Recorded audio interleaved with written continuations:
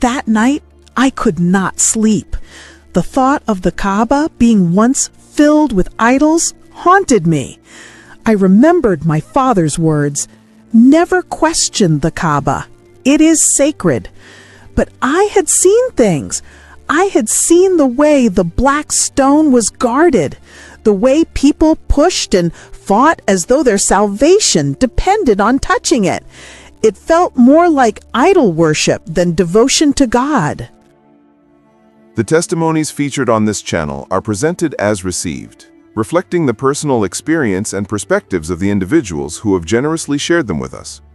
We encourage our viewers to approach these testimonies with compassion and understanding, as these are personal testimonies of people involved. We also encourage you to always refer to the Holy Bible and the teachings of Jesus Christ and His apostles for guidance. You can consider subscribing to the channel to support our ministry. The desert night was quiet, yet heavy with mystery. The moon above Mecca shone like a watchful eye, gazing down on millions of pilgrims dressed in white, circling the black cube with chants that echoed through the air. For centuries, the Kaaba has been the center of devotion for Muslims around the world. To many, it is sacred, untouchable, unquestionable. But for one woman, a simple African mother in her 50s, this sacred journey became the beginning of the most terrifying and life-shattering discovery she would ever make. Her name is Mima. She was raised in a devout Muslim family in Africa, her life built around prayer, fasting, and the dream of one day setting foot in the Holy Land. She had longed for years to see the Kaaba, to kiss the black stone, to walk where the Prophet Muhammad once walked. When she finally got the chance, she thought it would be the peak of her faith. Instead, it became the unraveling of everything she thought she knew about God. Mima's story is not for the faint-hearted. It is filled with whispers behind closed doors, forbidden books, and questions no one dared to ask. She returned from Saudi Arabia with knowledge that not only shattered her faith in Islam, but forced her to embrace a new belief, one that would bring her into direct conflict with her family, her community, and even her own children. She would face rejection, violence, and the threat of death, all because of what she discovered about the Kaaba and what it truly represented. This is not just a story about religion. It is about fear, truth, courage, and betrayal. It is about one woman's fight to cling to her newfound faith while the world she once belonged to turned against her. As you listen, you may feel anger, sorrow, disbelief, and even dread. But this is her journey, and tonight, we give her the voice to tell it herself. Let's hear from Mima.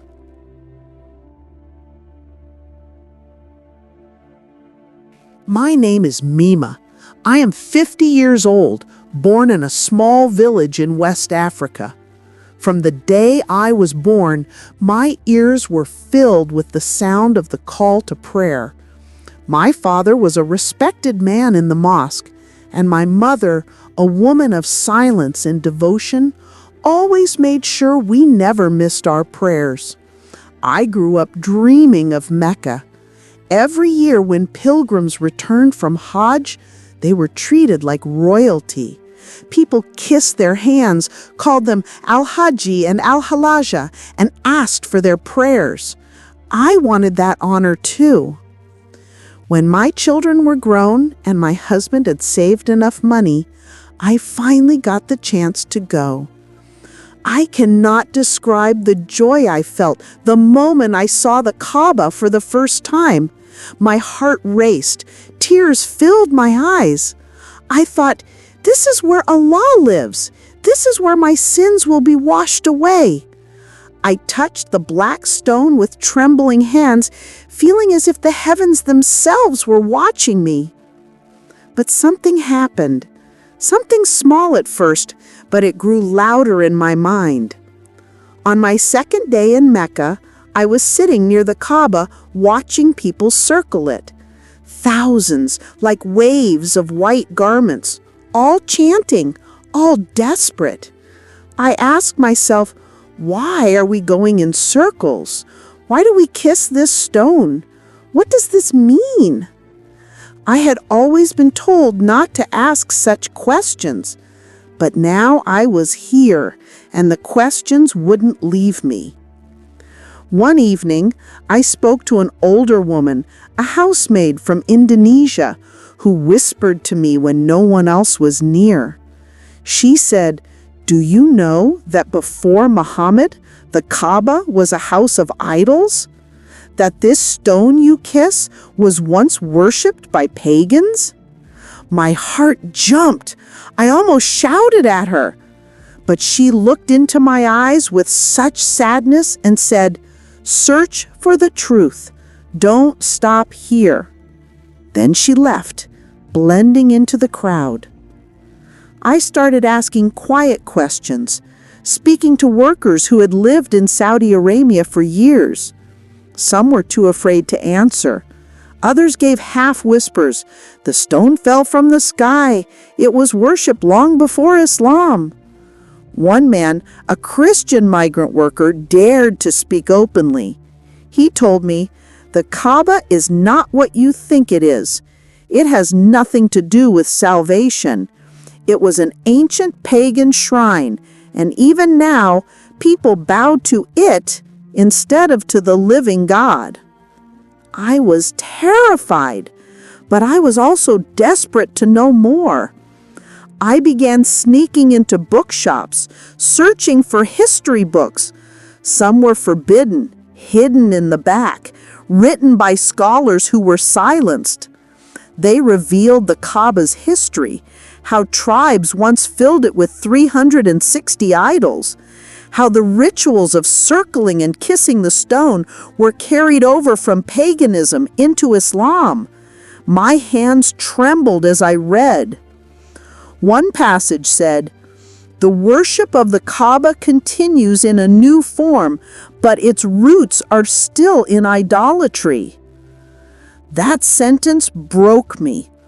All my life I had bowed toward Mecca, thinking I was worshiping Allah, but now I feared I was only worshiping a stone.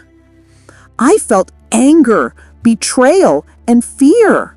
My whole world spun in darkness.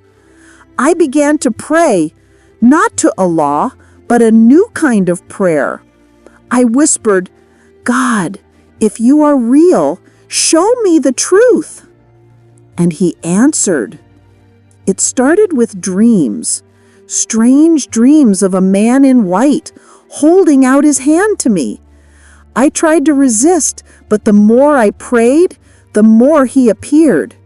He said nothing at first, but His eyes were full of love, unlike anything I had ever felt before. In my final days in Mecca, I knew deep in my soul that something had changed. I had met Jesus. When I returned to Africa, I could not hide it. I confessed to my sister first, and she screamed at me, called me cursed. My husband was furious. "You went to Mecca and came back a Christian?" He beat me. My children stopped speaking to me. The mosque elders declared me a traitor. But I could not turn back. For the first time in my life, I felt free. Yet the persecution was only beginning. When I returned home after the pilgrimage, I was not the same woman. My heart was heavy with truth, and my lips could not stay silent. I wanted to tell my family what I had seen, what I had learned, and the God I had met in secret through my dreams. But I underestimated how dangerous the truth could be in the wrong ears. I remember the night I first confessed.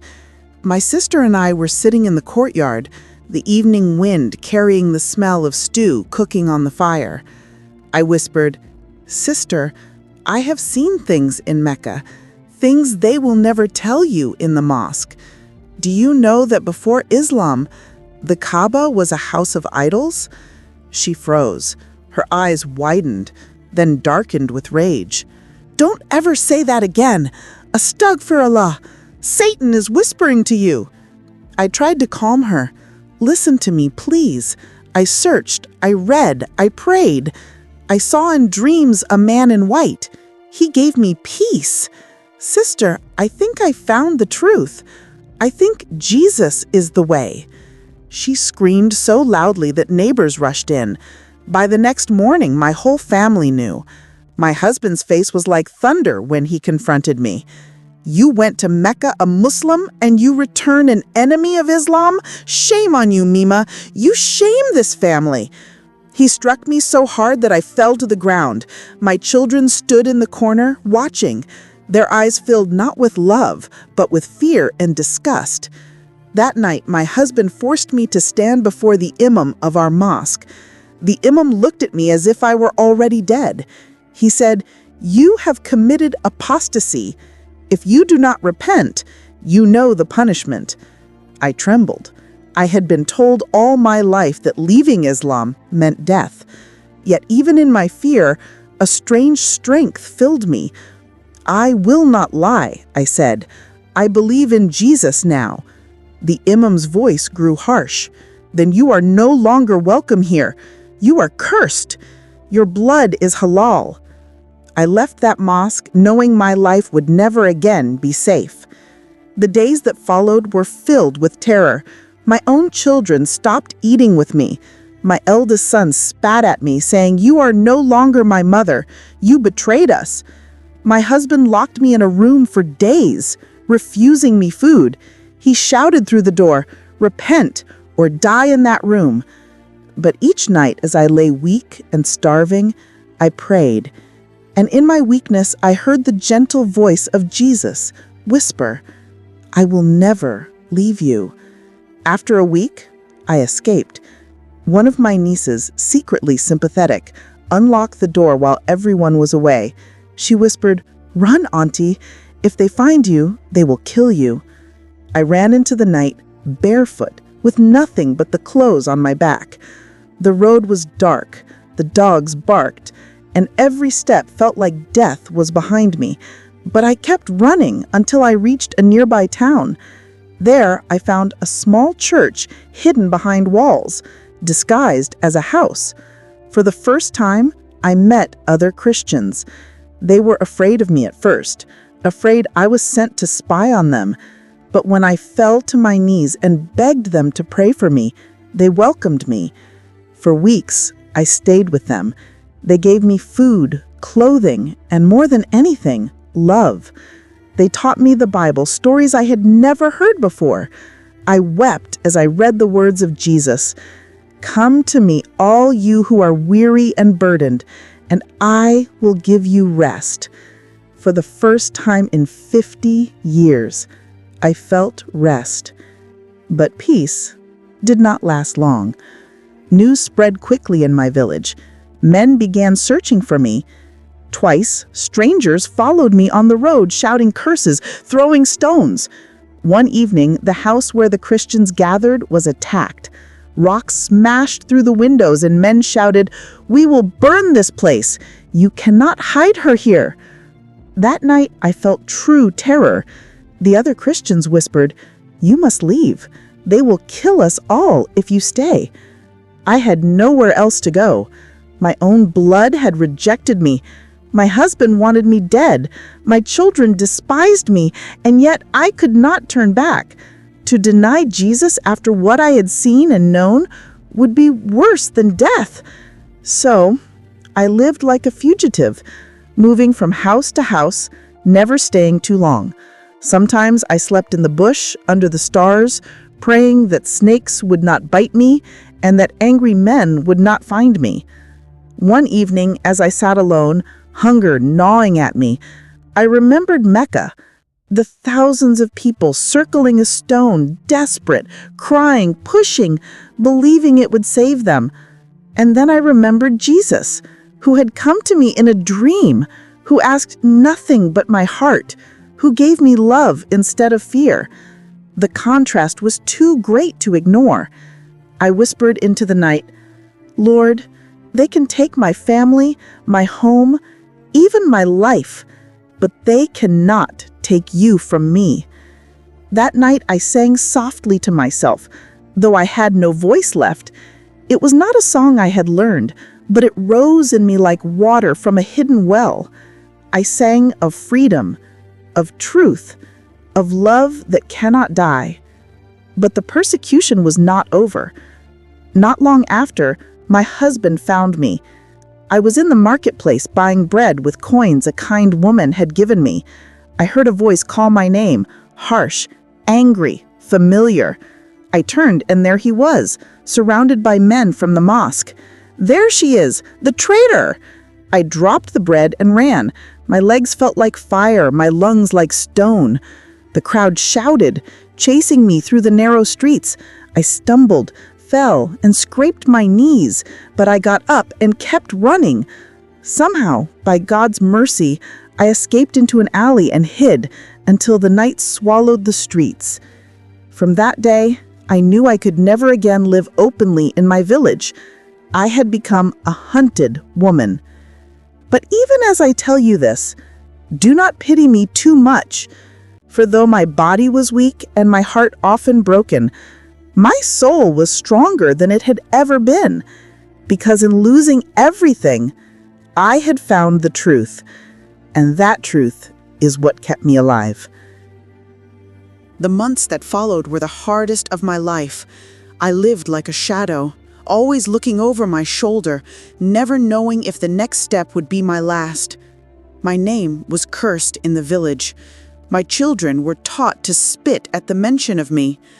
My husband swore that if he ever laid hands on me again, he would end my life.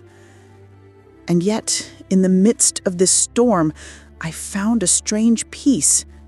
Each time I thought I would die, I felt a presence beside me, gentle, steady, unshaken. In the nights when I had no food, I remembered the words, "Man shall not live by bread alone." In the days when I was hunted, I remembered, "I will never leave you nor forsake you." But do not think it was easy. There were nights I wept until my body shook. I asked God, "Why me? Why must I carry this cross? Could I not have stayed quiet in Islam and lived in comfort?" And in those tears, I always heard the same reply, "You shall know the truth, and the truth shall set you free." One evening, I was hiding in the home of a poor widow. She risked her life to shelter me, and for that I will always honor her. She told me, "You are not alone, sister. There are many like you, fleeing, hiding, praying. Some did not survive, but we hold to the same faith." Her words gave me strength, yet danger was never far. One night, as we prayed together, we heard a banging on the door, loud, violent. My heart nearly stopped. Voices shouted, "Open! We know she is here! The traitor cannot hide forever!" The widow whispered, "Run to the back. Don't look back." I fled through the small doorway and into the fields. Behind me, I heard the door splinter, angry voices filling the house. I ran barefoot into the darkness, the thorns tearing my feet, the cold air burning my lungs. I wept as I ran, not for myself, but for the woman who had sheltered me. I do not know what they did to her. To this day, I carry that pain. Weeks later, I fell gravely ill. My body was weak, my skin burning with fever. Alone, I lay in a small hut where another Christian family had hidden me. I thought I would die. I whispered, "Lord, if this is my time, take me. But if you still have work for me, keep me alive." That night, I had another dream. The man in white came again, brighter than ever before. He touched my hand, and the fever broke. He spoke this time, and his voice was like rushing water. "You are mine. Do not fear those who kill the body but cannot touch the soul." I woke drenched in sweat, but my strength returned. The family gasped, saying, "It is a miracle. God is with you." and I knew he was. After that, I no longer ran in fear the way I once did. Yes, I was still hunted. Yes, men still cursed me, and sometimes strangers spat at me when they recognized my face. But inside me, fear had broken. They could take my flesh, but they could never again chain my spirit. I began secretly speaking to other women, widows, mothers, even young girls who were questioning, who were hungry for truth. In hushed tones, behind closed doors, I told them my story.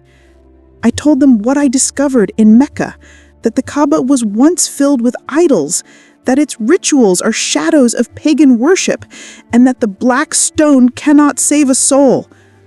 I told them of the man in white, of the freedom and love I found in Jesus. Some wept, some believed, others were too afraid. But I planted seeds, seeds I may never see grow, but seeds that God Himself will water. My persecution did not end. There were many more close calls. Once I was dragged into the street by angry men who accused me of blasphemy. They shouted, "Stone her! She is a disgrace!" Rocks flew toward me. I lifted my hands, waiting for the final blow. But then, a sudden storm swept across the sky. Thunder cracked, lightning flashed, and rain poured like a flood. The crowd scattered in fear, leaving me alone in the mud. I laughed through my tears, saying, "Even the heavens fight for me." Another time, I was poisoned by food given to me. My stomach twisted in pain. I thought I would die. Yet again, I survived, though my body was weak for weeks. Through it all, I held on. Now, as I speak to you, I am no longer afraid. Yes, my family has rejected me. Yes, my village despises me. But I have gained a family greater than any on earth. I have brothers and sisters in Christ across the world. And above all, I have the love of the one who never forsakes me. I want you, who hear my story, to understand I did not leave Islam out of hatred. I did not become a Christian because it was easier. It was the hardest choice of my life. I lost everything, but I found the truth. And once you find the truth, you cannot go back to lies. When I close my eyes at night, I no longer see the Kaaba with its stone and its rituals. I see the face of the man in white. His eyes are like fire, yet full of love. His hands are scarred, yet they hold me gently. And I know when my last day comes, He will welcome me home. So yes, I am Mima, once a Muslim mother, now a hunted Christian, but above all, I am a daughter of the living God. They may persecute me, they may call me cursed, but I am blessed. And no stone, no Kaaba, no fear, no persecution will ever take that from me. That is my story.